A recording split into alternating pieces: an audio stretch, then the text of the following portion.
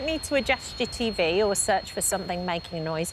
The sound we've just played is exactly what Made in Chelsea's Jamie Laing heard for the first time almost a decade ago, and he's been hearing the same sound almost every day since. Yeah, Jamie woke up one day hearing that whooshing, high-pitched noise and was eventually diagnosed with tinnitus and was told that there isn't a cure. Jamie is here to tell us about his experience alongside Dr Raj. Good morning to you both.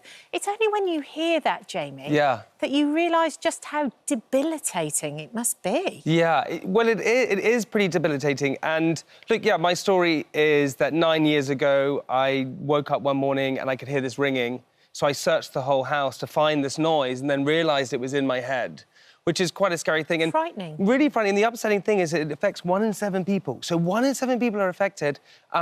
So I'm a big advocate for talking about it, you know, allowing people to realise that if you do have it, it is a little bit scary, but there are ways to sort of help it. And yeah, and also the hard thing about it is no one can see it. Yes. Or feel it. So it's a very solo problem. So you're very stuck in your own body with it. So do you hear kind of that noise that we just heard? And does the noise that you hear get worse?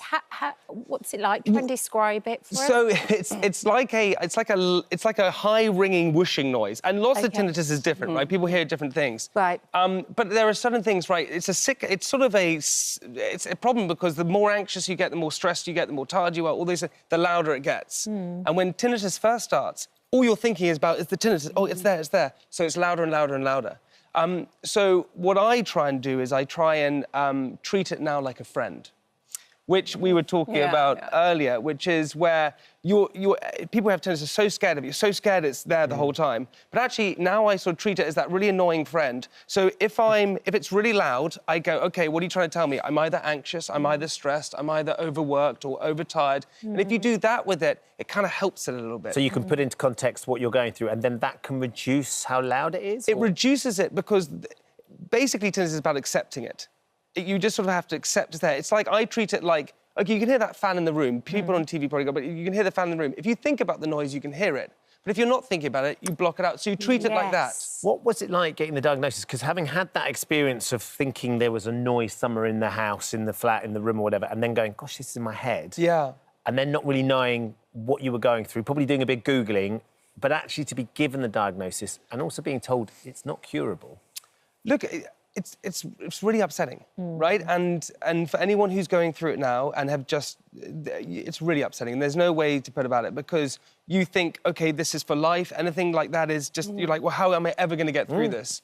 But I promise you, you become accustomed to it and you get used to it. And your brain and your body are amazing things that actually you somehow you realise how to work around it. And I really just encourage anyone who is watching this or is suffering with tinnitus to try and accept it and not fight it and just say, it's that annoying thing that I have, but I've got, you know, I can breathe and I can hold things and I can walk around. And so you look at the good things and that kind of helps it a lot. Jamie, how do you think you got it or what caused it? Well, loud music. I mean, I think... You think it's... I think my thing was probably different. I did never protect my ears. Right. And the problem with we listened to music so loud, I went to a lot of nightclubs when I was younger. I was not wearing ear protection. You know, London can be quite loud. So I never, ever thought anything of it. Now I just really want people to protect their ears. You know, if you go to a gym class in the morning, that is loud. Yeah. You don't have to bring earplugs, but I put tissue paper in my ears. Just somehow protect your ears in certain ways because they're so important, they're so useful. And if you can protect yourself from having tinnitus, it will be a really good thing. You do, I mean, obviously for your work, you're doing a lot of broadcasting and presenting. So, of course, that you have to be able to think and these things can be distracting. I understand when you did Celebrity Hunted, it got really, really bad. Not just because you were spending all that time with Spencer, obviously. That's why it was bad. That's why it was really bad. He was anxious. Spencer just made me anxious. but it got really bad during that period. Yeah, it was... I did the show and it was really bad.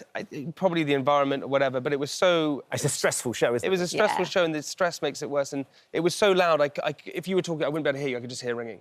Yeah, and that was pretty upsetting. And, but again, I'm a big believer in this too shall pass. And it doesn't matter if you're the most popular or the least popular, or the tinnitus is high, or you're feeling low or feeling high. Everything passes, it always moves on. So if you have that kind of way of thinking, I think it kind of helps. It's a great perspective, isn't it? But Dr Raj, you know, there will be people sitting at home today that are really, really struggling with tinnitus. And is it 1 in 7, Jamie said as well? 1 in 7, yeah, 1 in 7. And actually, it's Tinnitus Awareness Week this week, and the report from Tinnitus UK came out, which said that actually 8 million people by the end of 2025. So it is, you know, it's a lot of people going through this. And like Jamie said, in isolation. So it's a sound that, you know, you can hear, nobody else can hear it. And like Jamie's obviously found ways to cope with it, which I think is great. And there are treatments and ways that we actually try to help patients with that. Things like CBT, you know, exactly what you're saying about trying to cope better with turning that negative emotion into a more positive, you know, mindset. So you can deal with it in those ways, but it's hard to do that when every day you're hearing this noise in your ear.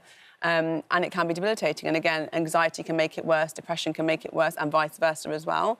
And it's poorly understood. It's a complex condition. It's not understood very well. What we do know is that inner ear sort of inflammation and, you know, and damage can cause these sort of nerve signals to be disrupted to your the part of your brain which basically processes sound, so your auditory cortex. And what happens is those signals sort of disrupt the sound, and then you get these phantom sounds, which actually originate in the brain, but they sound like they're coming from the ear. And those can be ringing sounds, whooshing sounds. For some people, it can sound like chatter as well, or like music. Really so very, very distracting. And all the treatments work on reducing that awareness that you have of it, like Jamie said, and accepting it. Yeah, and accepting it, but also I just talk about it. Like, bore me. Send me a message on Instagram. It just talk. It's true though. Just talk about it. Talk. The way that it helped me is I have a great friend called Jimmy, and I knew no one who had tinnitus, and I was with him once. I said, I just got this thing, it's constant ringing. He went, I've got that, and I went, you're kidding me, and we hugged. And we just then spoke about it. And when if you're sharing it, you get an echo back. Yeah. And it's the greatest thing in the world, and sharing it helps. You've even talked about Chris Martin having it as well. And the day when you realise, oh, yeah, he's got it too. If Chris Martin has it, then we're all OK. Yeah. So I Googled, like, who had this thing, tinnitus, and Chris Martin came up, and I thought, OK, if Chris Martin has it, then maybe I'm going to be OK. This amazing musician, and he's... Who hasn't stopped playing. So that's how... And often I think musicians can get it because of exposure to sound competitively. Similarly with, like, if you lots of exposure to noise in nightclubs, like you said, or even listen to really loud music through your headphones. So be very mindful of that. If you are somebody who's in the gym pumping loud music every single day, again, it's going to increase your risk of that. And even if you're somebody who's using, like, power tools and you're not protecting your ears, must do that. Wear your mufflers, wear your protection gear to ensure that you're reducing your risk of it as well. Really important. If someone is sitting at home and they're struggling with it, though, is there things they can do? Jamie's said a couple of really interesting things already, but to manage it? So, yeah, if you've got persistent tinnitus, there's no cure, but lots of treatments focus on sort of awareness and distraction from the sound itself. So things like sound therapy, so white noise. I think you mentioned, didn't you, Jamie, that you use white noise or whale noises at night. Whale noise at night, yeah. My wife loves that, but honestly, whales at night is lovely. Well, on Valentine's Day. Oh, the whales are playing, let's go.